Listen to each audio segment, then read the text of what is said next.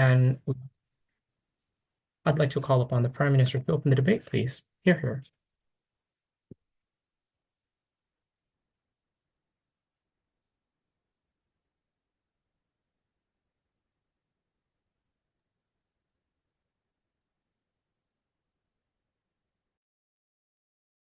Okay, cool.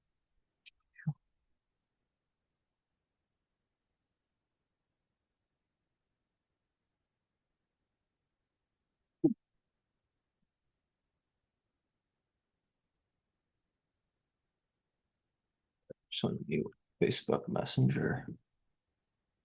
All right. Okay. I'll be taking a POI audibly. So yeah, cool. I will be starting in 3, 2, 1.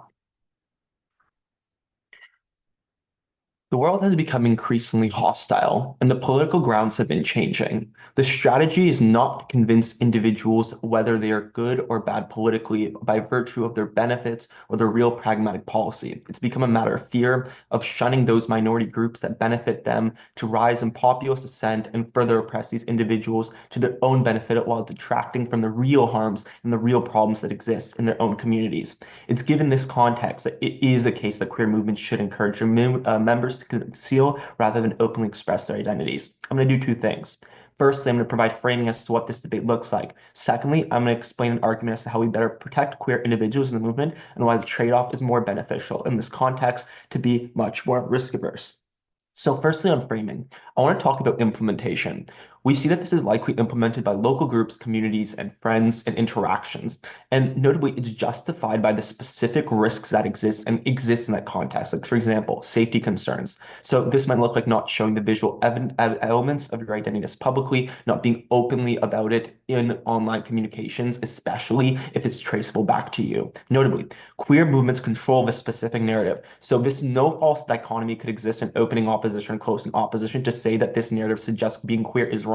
It suggests that it's safer to conceal under the context of there being real risk and that still being queer is something you should be proud of, etc. You could still enjoy being queer because it's not a completely visual trait. That is, if we could prove that you could better preserve these communities and people's ability to interact with them, and they can still engage in practices that at least within the communities and groups that they can engage in, this means that they're still able to represent and enact and live their queerness in some ways, even if it's not fully public facing. Secondly, queer movements are decentralized, which means this isn't going to be 100% effective or potent. It's contextual. That is, it necessarily will be effective within the movement itself, but like those individuals who are not necessarily active movement members, they're going to be weighing the risks based on their circumstances. For example, if you guys argue United States is a far-right government, then obviously in California, you understand there's more safety or capacity to be a little bit more open. So just because you're encouraging members to do something doesn't mean that they're not going to have a real understanding of some contextual risk that might exist or lack of risk and therefore act on that. We'd say that those are like the cases that won't present all cases. For example, we're talking Uganda, Russia, Hungary, then obviously it's much more oppressive and different. Now moving on to our case. Why do we protect queer individuals and the movement much better in our subhouse?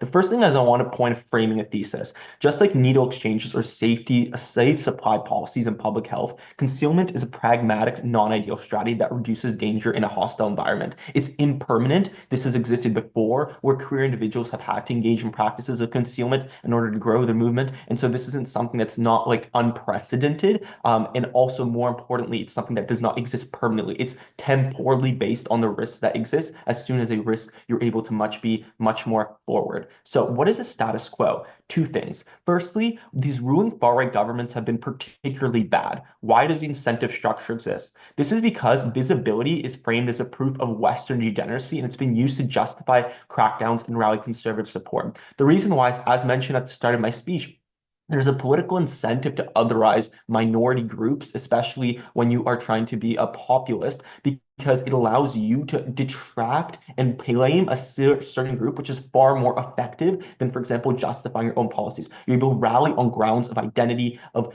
something being lost that you can then recapture, and therefore you're able to embolden individuals. But the problem is when you run on these things, there is an actual need because you did actually run on this to actualize it. Otherwise, people won't understand, or you would betray the electoral base. Two, the politicians you often self-select for actually legitimately believe that these are real risks, so they want to crack down on this.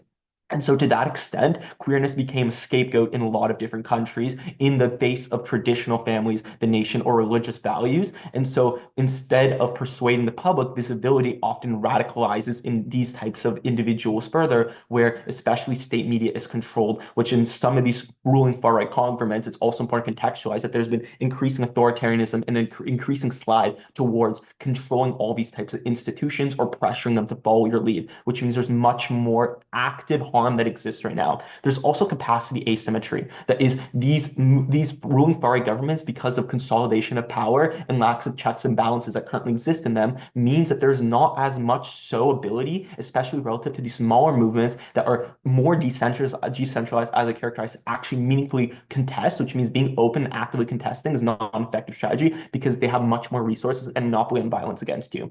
So the second thing is current narrative support being openly expressive. There's general ideas and a kind of not complete transition that like you should be openly expressive. Like we're in the 21st century, you should be able to express yourself however you want. This has been a core tenet of the queer movement as a method of taking up space and making individuals feel comfortable with their identities and being able to speak as to their own identities and, for example, know that they're queer perhaps. So ultimately, this is an idea that exists and people don't have a real understanding of the risk that might exist. So what is the implications of their side in terms of harms? Firstly, visibility is a vector for violence. This is greater risk of physical assault from state forces, job loss and housing discrimination, social ostracization. Secondly, far-right regimes actively crack down on open queer organizing to score political points and consolidate control. This looks like raids on queer venues. This looks like shutdown of NGOs. This looks like harassment of activists and arrest of activists, and laws to restrict free expression. This decapitates movements once you're able to slowly and pick them off and demoralize them by giving abilities to actually crack down. What does this motion do and has it changed things? It changes how these movements operate and what they say. One, there's less people actively, openly expressing and saying this is the way to do things, so they're less likely to do it, which means you mirror that action. And two, there's more active informational content streaming across the board in these networks and communities as to the real risks and harms, what you should and should not be doing, and why it's better to conceal in this context. What are the impacts? First, individuals are just less likely to face violence. This is a clear and easy delta that we could prove in this round because if they're not openly available, visible, this is not a visible, non-visible trait, then they're able to protect themselves and not face these kinds of microaggressions or these types of violence that actually make you feel much more ashamed to be queer because you're facing real, tangible violence as opposed to concealing. Secondly, local communities are harder to find and bust, which means going underground, you're able to build mutual aid networks, support groups, and safe housing off the radar, communicate through encrypted channels, which is much easier to do now given new technological developments. Like look at Soviets building the Samsudat networks or like resistance under fascism underground, even queer communities in the early 20th century.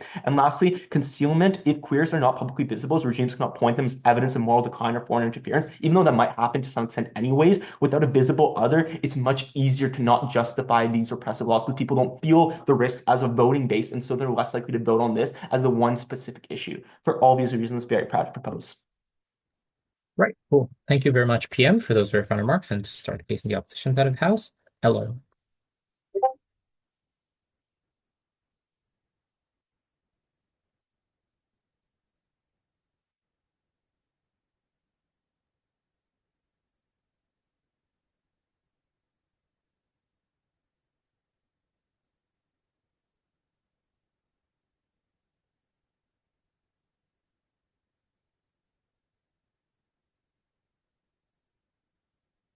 Hello, do you have the leader of opposition?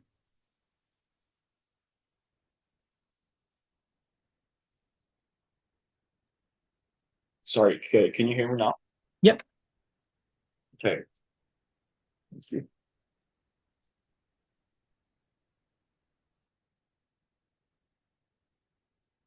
Please begin this on my first word.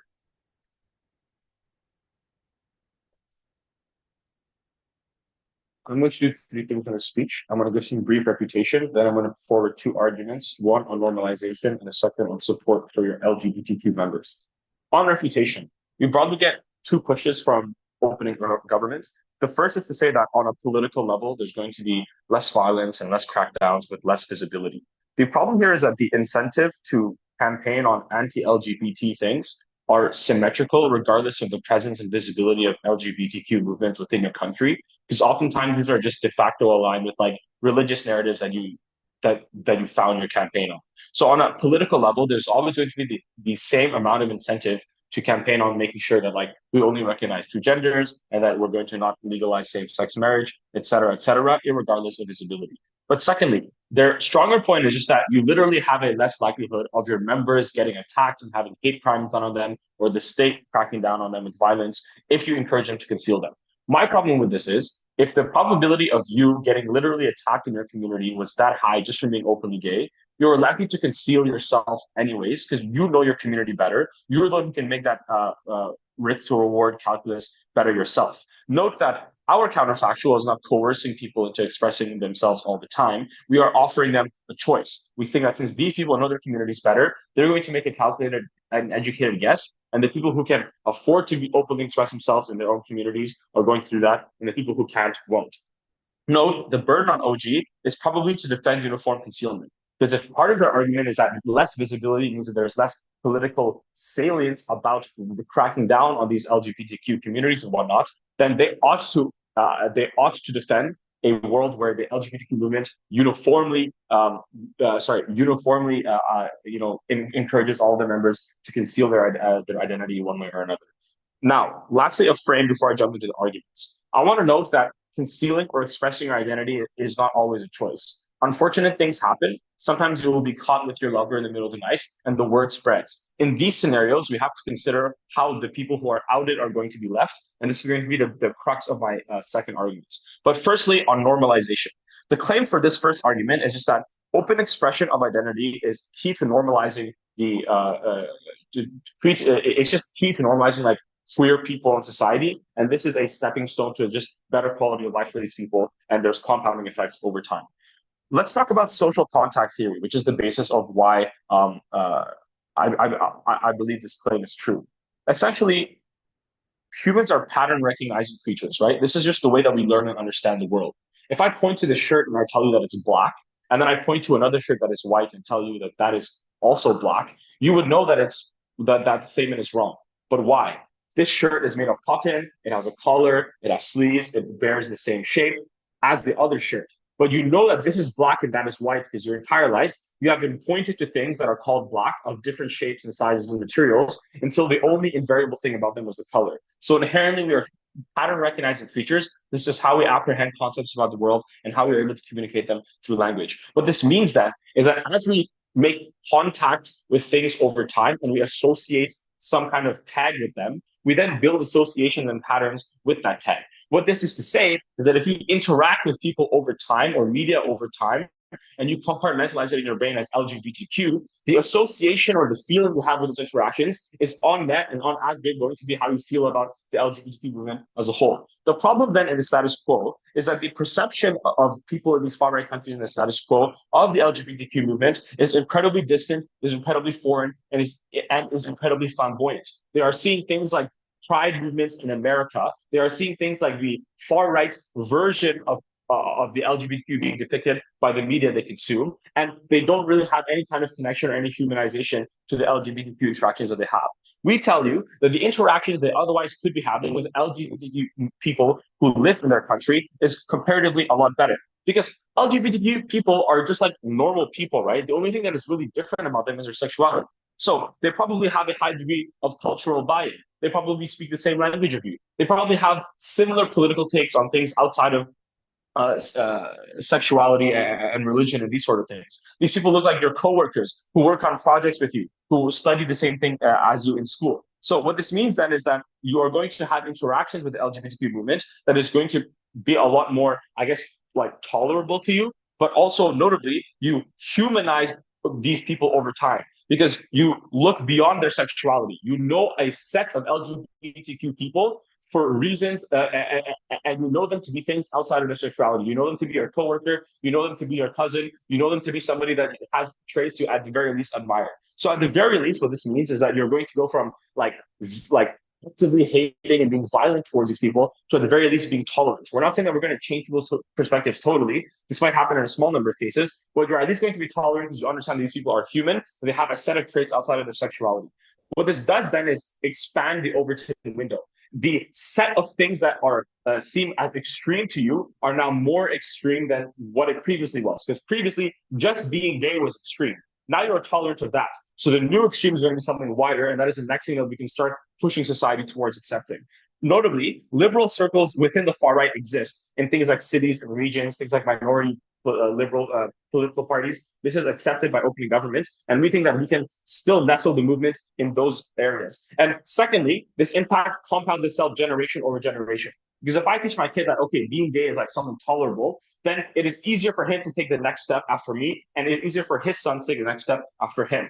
We notably need open expression for this argument to work because associations need to be tagged LGBTQ. So the interactions you have are compartmentalized as part of your LGBTQ associations. The impact of this is that we get better tolerance, we get on net lower hate crimes, on net lower discrimination, especially in the long term. We also gain political and social capital in the long term, which can lead to permanent, entrenched solutions like the legislation change. Argument 2 on support for members. What does concealing look like? You can't express nor associate with your sexuality. So once you come out, you're going to be ostracized by everybody, even other gay people, because they are afraid to come into contact with you. This also means you're going to be antagonized by the movement for openly expressing yourself and putting everyone else at risk. There are also less queer establishments because of this. Less events, less bars, less safe spaces, less queer-friendly stores. Why is this important? Because in these far-right communities, you often have far-right tight-knit communities and villages. There's an emphasis on family reputation and your clan. Word spreads. You get boycotted very fast. It becomes hard for you to find a job or to find an apartment. This is why we need queer establishments and queer communities to bring you support. But you also need emotional support. You need interactions with other queer meetups. You need to know that there's other queer people that are like yourself, and you need to know that you're not alone. Very, very proud.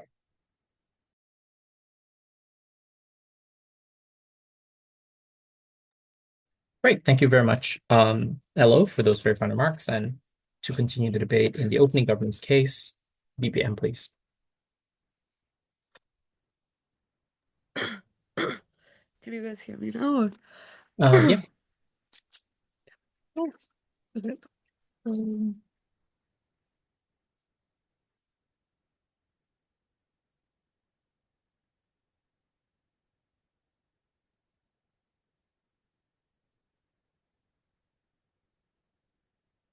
I'm just gonna check my notes.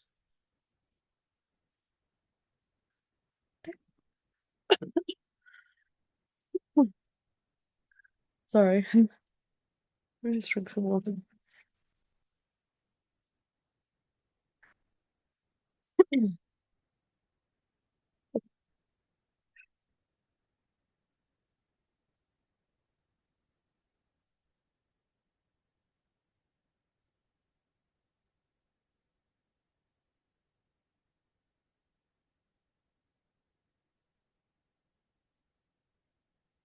My speech will start in 3, 2, 1.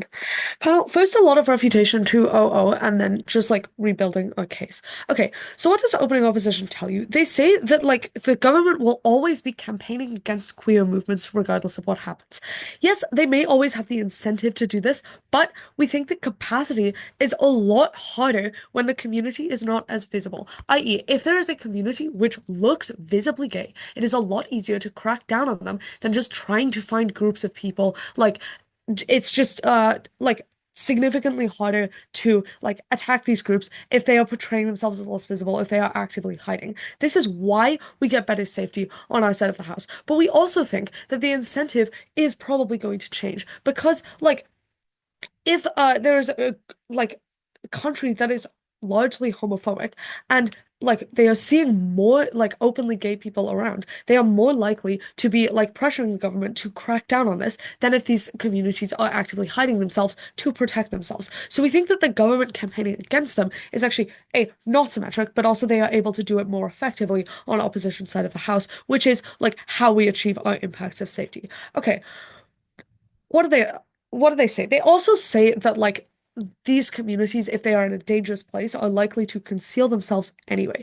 I don't think this is true at all. People have lived in a way that is like generally open already, so they don't necessarily understand the real risk. We think relying on these people to make a risk calculation for themselves is unnecessarily dangerous when they are not necessarily going to do it in like a beneficial, like in a accurate way.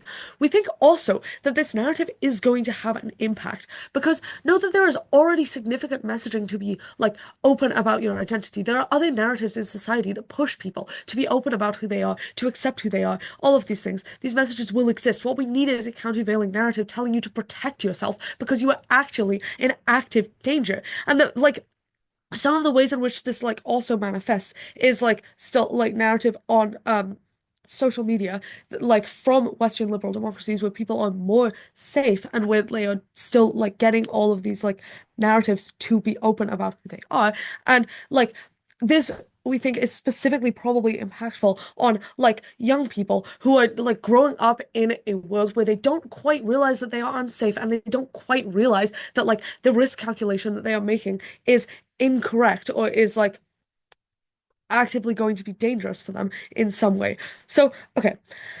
So yeah, so we basically think that people are not like necessarily going to conceal themselves even though it is dangerous. I also want to note that even though this does happen, like even though this may happen in some situations, like people making this correct risk calculation, we think it is likely enough that there are enough people who will make the wrong calculation, who will be open about themselves because this narrative is pushing them to be so, because they are being actively pressured by a movement that they believe is supposed to protect them, like that they will make this incorrect calculation and come out or and be openly gay and then will experience consequences. We think honestly, if we achieve like if we prevent this harm and like this danger of crackdown from like being harassed to literally being murdered that you get like if you are openly gay, this is probably a significant positive benefit on our side of the house that weighs out over like most of opposition's impacts. So now to directly respond to the impacts they give you. First is the social contract theory thing.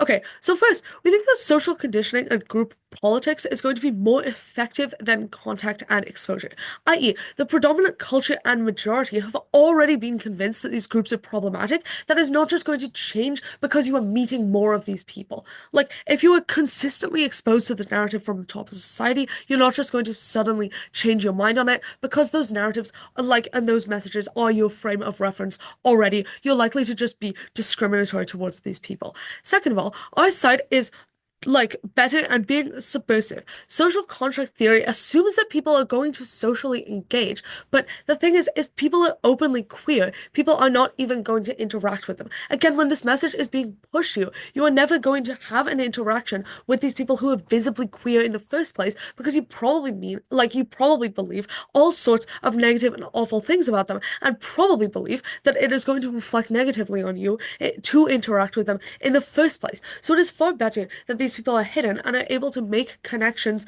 like naturally and then can expose them when themselves when it is safe and comfortable because connections exist. We still get some degree of connections and exposure in this way on our side of the house, but we don't risk safety for it. The third thing that I want to note is this insane point about safety, because they are basically suggesting that we ought to use these people as a social battering ram. People who are at risk of violence just like exposing themselves for some like unknown benefit where like they might be able to create some positive impact of like gradually creating change in a community. We think the risk of people actually being attacked rather than like making more connections and creating a benefit for the LGBTQ movement is like going to outweigh on that point. But also, notably, like queer movements have an asymmetry of power in these contexts. They are heavily politically unfavorable to the average voter. So just weighing on likelihood, it is unclear how like opposition side is able to produce benefits in this way, but we certainly create safety here and we avoid all of these risks. Okay.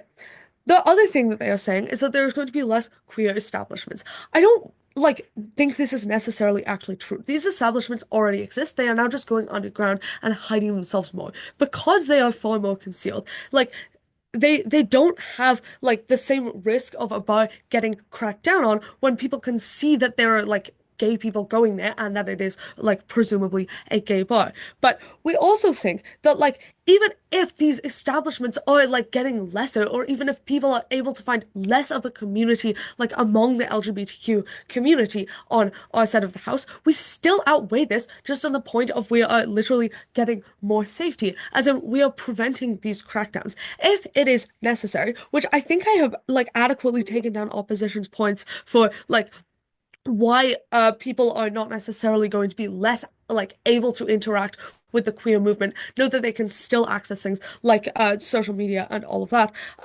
But like we think it is most necessary that these communities are actually able to get safety. People who are openly queer and actually experience discrimination will also feel betrayed by the movement for telling them to be open despite the risks, because they are going to be seeing all of the like risks and like harms present in society. They're going to understand that the movement is telling them to do something literally unsafe. This is a complete betrayal. This is a movement not standing for the people it is supposed to protect. So proud to propose.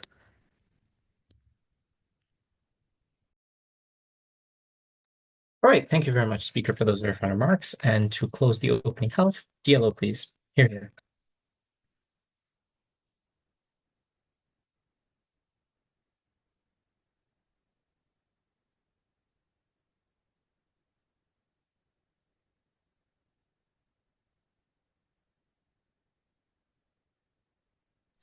Can you guys hear me? Yes. Awesome.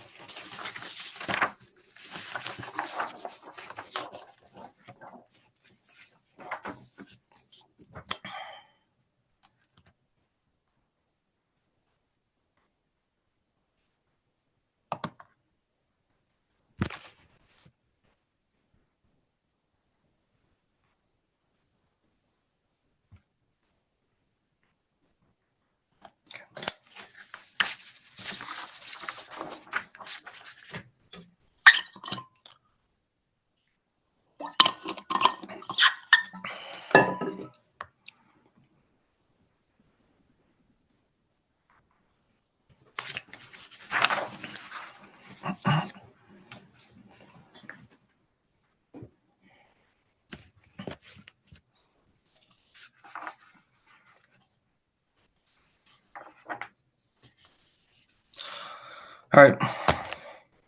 A few things for you in this speech. First, on the necessity of actually providing public accessibility for individuals, especially when you are in such alienating society, and then just pushing back against government, and then I'll provide some weighing. Noticeably, I think it's very, very important that individuals, the vast majority of individuals within these authoritarian, like within these far-right countries, probably won't come out either way. The reason for this is exactly because of what opening government tells you. You see the world, you see this very virulent anti-LGBT environment that surrounds you. I think for the vast majority of people who are probably relatively aware of this kind of stuff, like the absolute risk of getting shunned out of society, of getting shunned by your friends and family, precludes them from this from possibly considering coming out in terms of your identity anyways. So what the bottom line of this is then is that these people don't matter relative to our debate. The people that do matter are those who would actually change as a result. These are the people who actually do care about the expression of their identity to the extent at which they're willing to give up certain degrees of acceptance, to the extent at which they see their expression of identity and legitimate self as being very, very important. Some further analysis on this. Importantly, far-right countries typically have tight-knit, honor-based societies, for example, the Balkans. This means that word gets around fast in your city. So like, oh, so-and-so's daughter is lesbian. And once you get recognized as gay, there are very, very tangible harms. People deny you rent. People deny you sale of goods. They spit and attack you on the street. So I think it's very, very important that queer communities and support structures exist for these people, importantly, publicly, so that you're actually able to access them. I think the spectrum here is actually quite important as well, right? Some people will conceal themselves anyways out of fear. I think the problem here is without seeing the presence of an LGBT community and movement in their country, they feel more hopeless, as if they're never going to be a safe way for them to be openly queer, and B, feel more alone because it's ambiguous if there's other people like them in their communities sharing the same struggles, sharing the same issues. So you have a collective action problem. Some people choose to express themselves, and now they're antagonized by their own communities. This causes splintering, and is just a bad thing for the movement to do to its members. Some people also come out unwillingly, and these people suffer from a lack of support in community structures. Okay, so I think it's very, very clear then, the bottom line is that there are actually very, very tangible benefits in terms of being able to sort of form these communities in a very public manner. We're going to push back against what government tells us then. We generally get the broad idea that once you actually publicize these issues, you provide the capacity and the incentive for the government to actually crack down on these issues. I think that, generally speaking, it's very, very important to note that this is largely an optical incentive. I understand that PM talks about how you actually need to deliver on these results, but what this actually looks like generally is just passing certain pieces of legislation that generally disenfranchise gay people. But honestly, the change isn't that much. I'm going to explain this in two distinct ways. I think there's two cases of right-wing governments that we're talking about. Those that are elected to power, and then those which are just existing authoritarian regimes. And then I think there's actually relatively major differences in both of these. I think for the authoritarian sort of regime, so we're talking about Iran, for example, these kinds of countries, I think it's actually very, very important to note that the change in terms of oppression that actually may occur is actually relatively limited. The reason for this is because the LGBT footprint in public already doesn't exist to a massive degree, right? Because they weren't unbanned in the first place. So I don't think this actually allows for further crackdown in places like Iran. And noticeably, I think the community, sort of the LGBT community is able to organize in a relatively strategic way here. So I don't think you're going to push as strongly for I don't know, public meeting places or sort of I don't know, gay clubs in these kinds of authoritarian countries, because you actually physically don't have the resource and capacity to carry out these things. I think the messaging in these cases looks more just expressing your identity on a more personal level, sort of coming out to your friends and family. These are the things that sort of probably get pushed more in these kinds of circumstances. The other cases is sort of these elected governments, right? So I think these are significantly more diverse societies. It's a AfD government getting elected in Germany. I think in this case, it is true that we are more likely to get rollbacks structurally in terms of individuals' ability to sort of I don't know get civil unions or whatever. I think in these cases, however, the margin is that you actually have structural levers of change, right? So the asymmetricality issue that's brought up by government actually is much, much lesser than they purported to be. What does this look like? This looks like publicly organizing and coalescing support from the center left. This looks like publicizing legal battles. And importantly, this also applies for cases such as Hungary or other places where you already what's it called?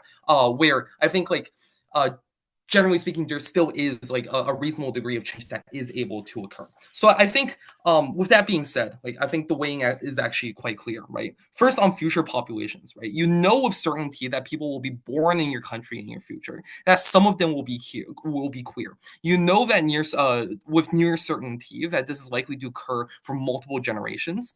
This means that your actions now directly affects the world these people are born into. We don't think that you need to risk getting lynched for their sake, but we do think you need to express yourself when it is feasible to start the normalization process. Also on long-term change, I think generation after generation, the intellectual cost of the next step becomes lower. In the long term, legislative change can also be achieved. This is a permanent and lasting solution to many problems. Okay. Why? I also, sorry, I'll take one from CG though. Nothing? LG. Okay. Sorry, no. Okay. On, what's it called? On, where is it? Oh yeah, okay. So on the ability of individuals to actually impact this Overton window, I think ultimately speaking, when you come out to your friends and your family, I think this is where the most important change in around actually occurs. When this motion allows people to feel confident in terms of like going to their mom and their dad and the family and going, oh, I'm gay and you have to accept this. I think this adds a fundamentally personal sort of aspect to the ability of to like individuals' worldview about like gay and LGBT people, right? Because you're no longer looking at a like parade or looking at like the westernized propaganda. You're seeing your own son or daughter actually becoming gay, and you have to actually reckon with this. I think that if you actually cause a degree of critical mass of this kind of movement to occur within a society, you actually do get reasonable change in terms of individuals' ability to actually at least be a little bit less homophobic. I think if this actually does occur, this is a very major impact. So proud to oppose. Great. Thank you very much, DLO, for those very fine remarks. And that's the end of the opening house debate. Moving on to the second half of this debate. Member of Government. Here.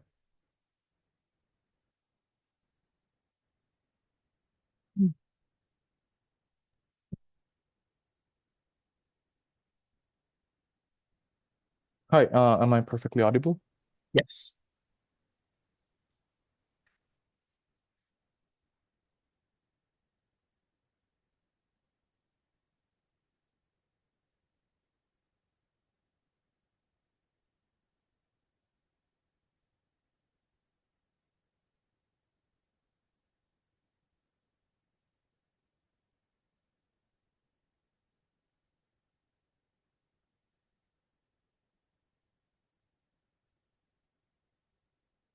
Right.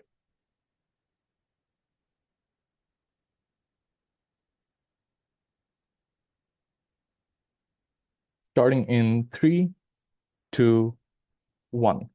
Opening government relies on movements creating the narrative of openness in order to say some people are open.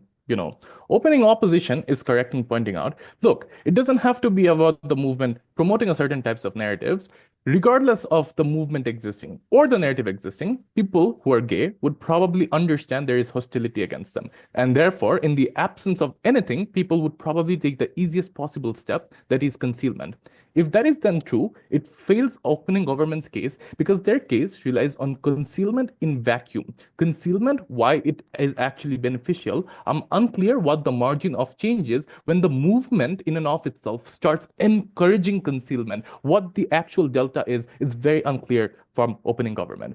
Two things I want to talk about then under my speech. First, as to why you get better at strategizing your concealment, this will probably take down opening opposition integrated way, because opening opposition's case about like, what if you get caught with your lover, is probably does not have to come at the expense of everyone being open, where they actually literally characterize how there are so many of these people being actively hostile against you. Second, I'm going to talk about employment and how it leads to really, really good economic decision making for these movements as a whole, and overall just improves the movement on an economic level. There are 5 mechanisms I have as to why you are more able to actually strategize things like concealment. Note that people already buy into concealment because that's the easiest possible option for them.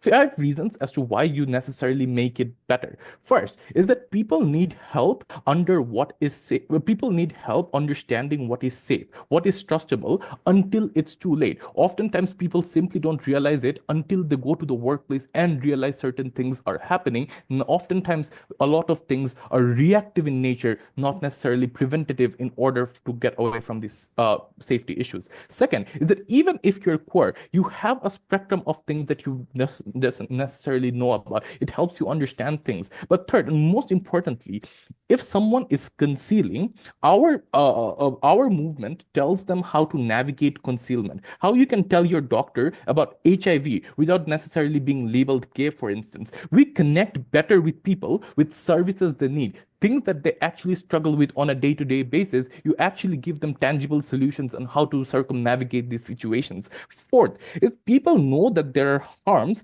but not necessarily how they actually, like how other people or the governments actually get to know about them. Strategies, I don't know, things like subconscious fashion choices, things like governments tracking your messaging, for instance, the way you walk, the way you perform, a lot of these things, how people are able to tell these things. I think you are much better able to strategize those things in order to get away from all of those threats. I think in and of itself, a lot of these proves why you have better strategies for concealment under our side of the world, why the movement is better able to equip people in order to better conceal themselves. In the absolute best case scenario of opening opposition, their own framing as to how people already conceal themselves actually takes them out, because a lot of people will still not go openly out because of the fact that that is the easiest possible option, and there is going to be a risk existing regardless. PO is in the chat, please. But in and of itself, this actually allows people to strategize much better. Note that opening government's case on, like, I don't know, like government's cherry picking on openness or like crackdowns in and of itself is entirely a negative case on openness, and necessarily we prove to you why concealment in and of itself makes any form of change within the movement. The second thing that I want to talk about then is that employment gets better, and therefore you have much more ability to influence economic decisions of the movement, and therefore make the movement much more powerful. Note that in the far right, in far right countries, corporations oftentimes have to work very closely with the governments. But on a secondary and much more important analysis, many people who are able to keep those right-wing narratives intact within that country are oftentimes tend to be the most powerful ones, oftentimes tend to be corporations, powerful structures, powerful leaders in those corporations, which means that there are active incentives of these people to not hire, I don't know, like gay people, for instance, not hire LGBTQ movements people. I think the problem then is that you have active limitations to the barriers of entry to anything in the corporate ladder, anything within things that actually empower you. Oftentimes when you get, like, I don't know, like in job interviews, if you have, like, I don't know, feminine clothing, you're actively shut down regardless of the merits that you bring in. I think the impact here is in twofold. Given that the strategies now that people are able to employ, you probably are able to much better conceal yourselves into employment situations. I have two impacts in this. First is that you're able to make short-term direct impacts to your movement at the times when your movement needs the most. Oftentimes movements that are in very critical situation. Oftentimes movements go through ups and downs. In those downs, you're able to make short-term changes by directly providing donations. But on a secondary analysis, you have more economic capacity in the long term. The validity you get from people in general increases. And this is just like true, because the number of people you can influence, like if you take a corporate decision, how many people like work on a construction site like elsewhere, you have direct influence over people. That is what gives people any form of authority, any form of power, that economic capacity. I think in and of itself that increases, which means in the absolute worst case scenario, people still have good decision taking capacity. Even in the worst case scenario, people have much better ways of coping through things like, I don't know, you probably get mental health resources, for instance. You probably are able to fund the LGBTQ movement through things like funding campaigns, for instance. I think those are all very, very important insofar that it shows how the clear structure works as to how you essentially are able to allow people to climb up corporate ladders, but also just like get into jobs in the very first place. Or really quickly on opening opposition here, they're on this point about humanization, and like, I don't know, like they use like very shallow examples, like, I don't know, you speak the same language, you're both humans. Like, I don't know, so does like fucking Israelis and Palestinians. I'm unclear why that is going to have any form of humanization to begin with. Their entire point on how humanization in their best case scenario can work will probably work, but our logically prior argument on how you are able to integrate these people into the employment system is probably something that needs to work first for any of their impacts to run in the very first place. For all those reasons, very proud to propose.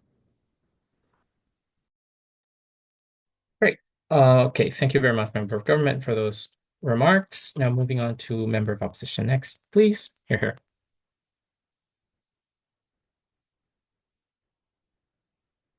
Can we also stop the recording, please? Hello. Thank you very much, Member of Opposition. Proceeding now to the next speaker, Dovwip. Here. Hi, can I be heard? Yes. Okay, let me just cool. Because Tanza missed a POI, I will be taking two POIs, one from closing government and opening government. POIs in chat, please. I'll take them around 4:30 or 5 minutes. Cool.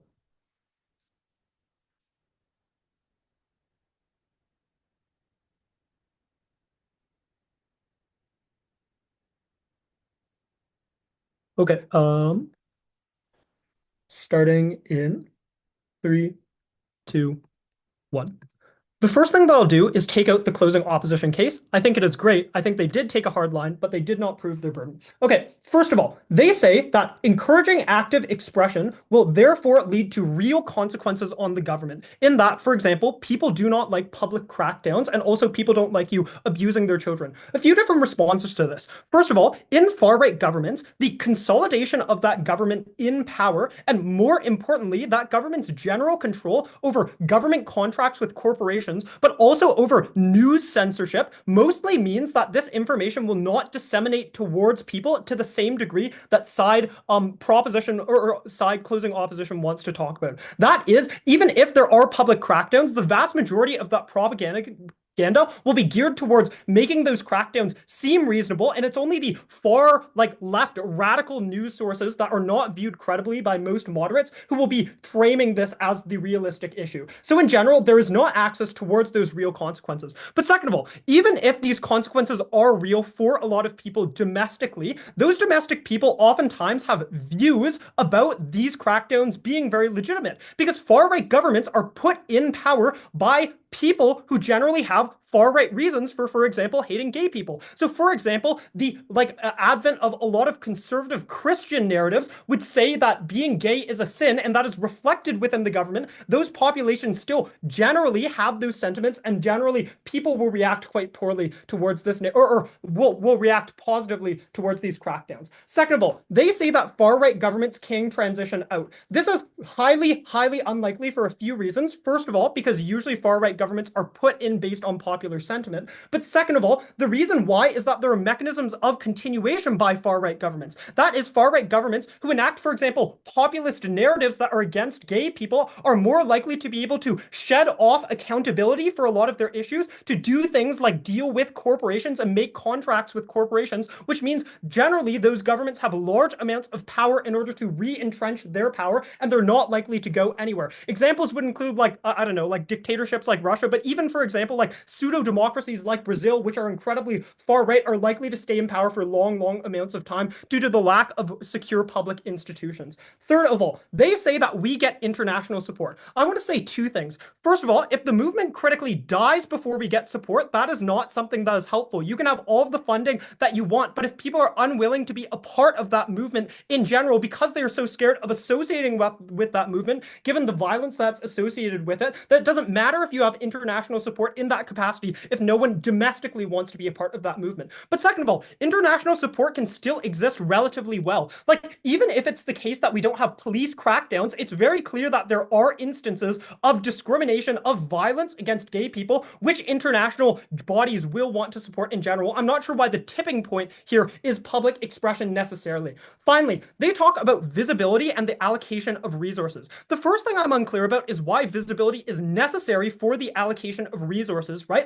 Even if people are relatively concealed, we still understand that people are a part of the movement. They just only tell those movements within, or tell those details within internal networks within the movement. So we can still use those details to defer. But second of all, Tanzim contests the fact that even if we have the incentive to allocate better, if the capacity is lower because we don't have as much funding, then presumably that is bad for the movement. Closing opposition is out. I will take a POI from closing opposition about their extension if they have one right now. So what is the support network for the future on your side? Do you just prefer them die? Because if concealment happens and it's really, really good, then everyone will just conceal. So what is the gay movement then? Okay, so clearly, I think the opening government framing is very realistic here. Concealing doesn't mean you're not gay. Presumably you conceal towards very specific types of people. You conceal, for example, your public profiles, but still through private channels, we're able to support these people through, for example, a lot of the things that they're going through. So for example, if you do contract HIV, it is important for you to have support, even if you're concealing that from your doctor, still be able to ask your doctor about antiretroviral therapy. Okay, let's talk then about the positioning of the closing government extension. The first thing that I want to note is the opening government here. The opening government admits that there is violence against, for example, LGBTQ plus people. And the result of that is that people are likely to conceal naturally, as Tanzim already says. What are the answers to the opening opposition push that people are likely to conceal naturally from opening government? First of all, people have lived in an open way. This seems a little bit contradictory towards the opening government framing that people have not lived in an open way given violence. Second of all, other narratives exist to be open. None of those narratives are named from opening government. Finally, young people don't know how to operate themselves, so they just like name dropped young people and said, oh, they can't make decisions for themselves. We give you much better reasons why it is the case that people need the LGBTQ plus movement specifically in order to facilitate this concealment. 3 different reasons. First of all, people do not know the extent to which governments have tracking on them because governments are often opaque within far-right countries. And that means that it's important for people to understand, for example, if social media or if, for example, their messages online will be tracked by governments in order to have that type of information. Before I go on to the next 2 mechanisms, I will take a POI from OO. Thank you. You don't need movements to encourage concealment to get tips on it. You are more likely to get this from forums like Reddit rather than infographics from large peer outlets. On jobs, if you can see that some people will make the decision to come out and some won't, what about encouraging concealment actually changes their employment prospects? So I absolutely reject this premise. I think that people do need movements in order to, for example, get tips on concealment. Like even Reddit and online social media groups is an example of an avenue how this LGBTQ plus movement actually creates change. So that was an example that actually works for our side. Okay, 2 other reasons. Second of all, most people who do, for example, conceal or do, for example, express themselves in minor ways might not be able to understand how that might risk their future until the harms actually happen. The final thing is that in general, it is important to be able to be compatible with government services at the same time as concealing your identity. So for example, people online killing you tips about how you can inform a doctor of an HIV diagnosis while being explicitly clear that you're not gay is a way that we get access to those public support networks. The final thing that I want to do is deal with opening opposition here. I think most teams have noted that opening opposition is highly, highly defensive. Their only points are first of all, humanization, which is absolute bogus and has already been clashed in this round. Second of all, on social support, I'm unclear why, for example, we need social support necessarily to be visible instead of invisible. I've already given you plenty of examples for why that social support is adequately accessible under our side of the house. For all of those reasons, we're very, very proud to propose.